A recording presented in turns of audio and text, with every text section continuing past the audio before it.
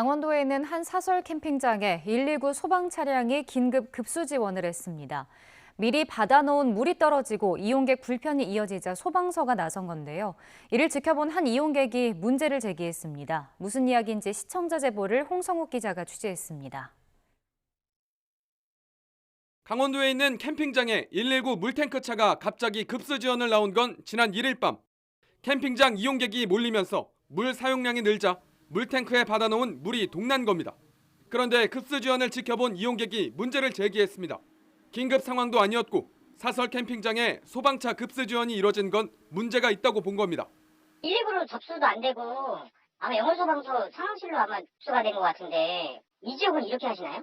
원장님이랑 저희 계장님이랑 통화를 한 부분이라서 제가 그럼 다른 데 불러면 어떻게 하시려고요? 물을 다 비우고 나시면. 면장님이든 대통령이든 이건 아니잖아요. 급수 지원은 지역 면장의 요청이었습니다. 긴급한 생활용수가 필요하다는 소식에 소방서 상황실 근무자가 캠핑장과 가까운 119 안전센터에 출동을 지시한 겁니다. 캠핑장 급수 지원에 나선 소방 물탱크 차량입니다. 당시 근무 중이던 소방관 2명이 이 차량을 타고 급수 지원을 위해 출동했습니다. 앞서 소방청은 긴급하지 않은 생활안전 신고를 거절할 수 있도록 기준을 마련했습니다. 특히 단순 급수 지원은 긴급하지 않은 사항으로 분류했고 민간업체나 지자체 협조를 구하도록 했습니다.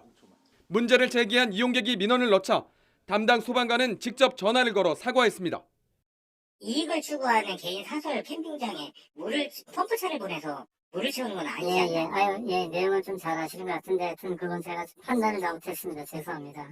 강원도 소방본부는 캠핑장 이용객들이 물을 쓰지 못하는 긴급한 상황이라는 요청에 따라 지원에 나섰다고 밝혔습니다. 또 군청 수도과를 통해 지원한 물만큼 수도요금을 부과하도록 할 방침입니다. 군청 수도과로 저희들이 이제 통보를 해줬거든요. 수도과에서 그 캠핑장 주한테 이제 수도요금이 징수 무료로 쓰는 건 아니고요. 이어 긴급하지 않은 출동으로 인해 위기에 제대로 대응할 수 없는 가능성이 있는 만큼 유사 사례가 발생하지 않도록 자치단체에 공문을 전달했다고 밝혔습니다. YTN 홍석욱입니다.